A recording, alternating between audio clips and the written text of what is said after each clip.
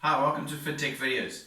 This is video 3 of the advanced partner assisted triggering, and in video 3 we're going to focus on hip and knee pain. So in video 1 we focused on neck pain, neck tightness and tension headaches. Then we focused in video 2 on the lower back pain, and now in video 3 is hip and knee pain. Now when I say hip and knee pain, I've kind of gelled them together because even though people have knee pain, they don't realize it could be a hip issue. And even if they have hip pain, they don't realize it could be a same issue that could cause a knee pain. So basically, even lower back, you'll see a lot of the things we do for hip and knee pain are very similar to that we did for the lower back as well. So I'm going to go down. Again, thanks to my wife Marby for helping us with these videos. So start with your partner on their back. We use the floor, but you can use a bed if it's more comfortable for you or the partner. Right, so first thing I'm going to do is stimulate the psoas, so stimulate and release it. So again, you're going to go, just 2 fingers from the point of the pelvis, 2 fingers in about a 45-degree angle towards the belly button. That's more or less where you're going to find it. So you're going to come and remember, when you first work there, it's quite sensitive because there's a lot of lymph, so you just stimulate it, it'll help. When you straight away go poking in there, you're going to get giggling, you're going to get slapping, you're going to get all sorts of things. So if you do it nice and slow, none of that stuff needs to happen, right?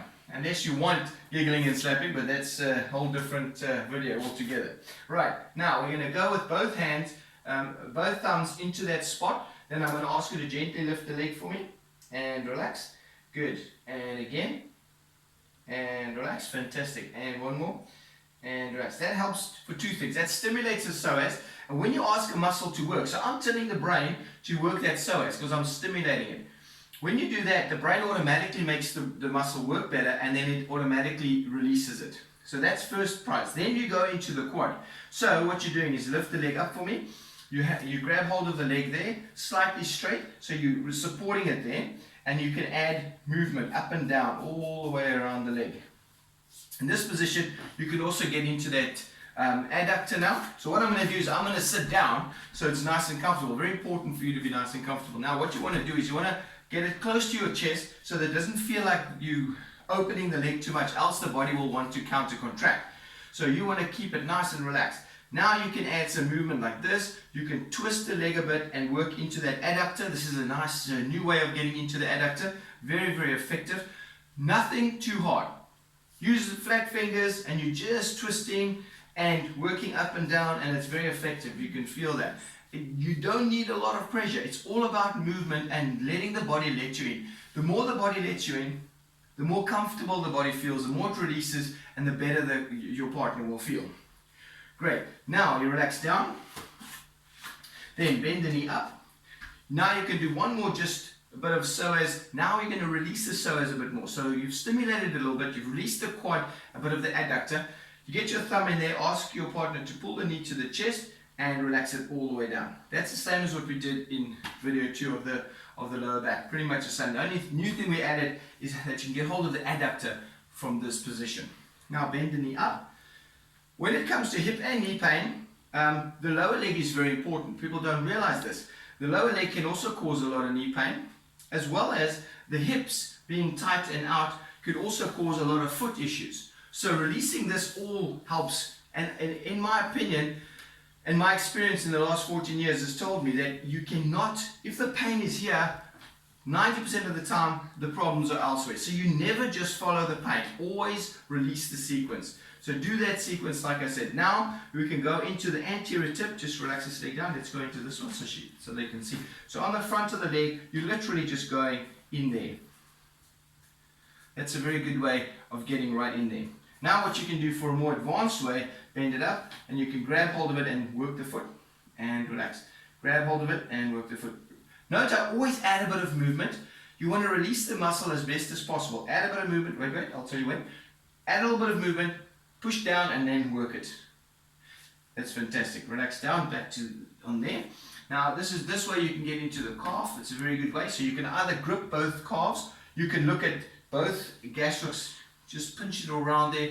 A little bit of a pinchy action. Not too hard. Never ever too hard. In this position, the calves will be very sensitive because there is very little resistance. and then you can work in that position. Then what you can also do, bend up, more advanced, you can grab hold of it, work the foot, and relax. Again, add a bit of wiggling, a bit of movement, then you grab it and work it. That's much more effective, right? Relax down. Great, now we're going to go more into the hip component. So onto your side for me, facing me, please, yeah, so that you can see the camera. Great, so now what we're going to do, first thing we're going to do is straighten the bottom leg and bend this one up. Now, first thing we want to do, very important for hip and lower back. So they kind of gel together, but it would have been too long a video for me to do the hip and knee and lower back. So I did a little bit of it in the lower back, and I'm doing a little bit more in the hip and knee. So you want to release the adductor, very, very important to do. Now this adductor muscle with the medial glutes on the same side, as well as the TFL, which is more around the front. So those three muscles on that leg work with the QL on this side. And it's called your lateral sling system. And this QL here often spasms when this leg is too tight. So it's very important to release both QLs and both legs. So the adductor, we showed you that way a little bit in the beginning, how to release it. Now you can release it more in this position. Just remember, in this position, you're going to get a little bit deeper. So make sure that you're not going too hard. I'm going to say that a million times, and it's probably not enough. It's not about hard, it's about deep.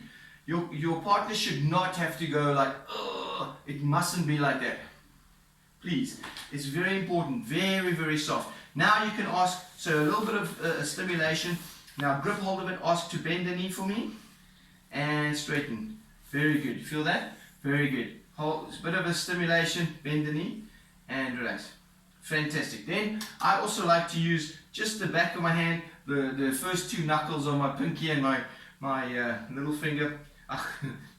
Pinky and ring finger, sorry. My pinky is my little finger. You go around like that, and then grip it there, and then move it. That's a very good way to get in there. Now bend the knees together again. Now in here, very important to get into the glute max and the glute medius. These often cause hip pain, and they can also cause sciatic pain.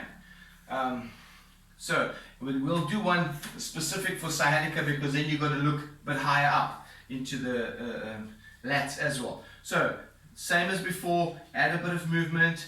Now what you can do is lift the knee up and relax. Good, lift the knee up and relax. In this position, help the hamstring. The hamstring is also very, very important. So you can stimulate it in this position. It's a very nice way to stimulate it. Then hold on to it and straighten the leg and relax. Very good. Now to add a bit of a twist, when you hold on to it, you can push a little bit opposite the direction to what the leg is straightening. So if she's straightening the leg that way, you're pushing a little bit away. So grip there and push up, straighten out. Very nice. It's a good stretch and a good release in the hamstring. Into the front, into this TFL and the medial glute, very important. And you can add knee movement. Just so once you've triggered a bit, then you can add knee movement. Never trigger and hold too long. Always trigger, hold for like 2 or 3 seconds, trigger and hold for 2 or 3 seconds, then you can add some movement. And then of course, very importantly, that QL that works with the opposite side. So this adductor works with this QL, and the QL you find just off the pelvis. You'll find that it's attached to the ribs here. Sorry, I'm talking nonsense. It's attached to the spine here, and it comes and attaches into the pelvis. So just off the pelvis here, you want to go inside. And that's where you find it. No, it's very deep muscle, because up here you've got your erector spinae muscles that come in there, but underneath those are the QL. So just getting in there, again, not hard. Add a bit of movement, a little bit of movement, a bit of rocking the whole body, get the body nice and relaxed, and get right in there.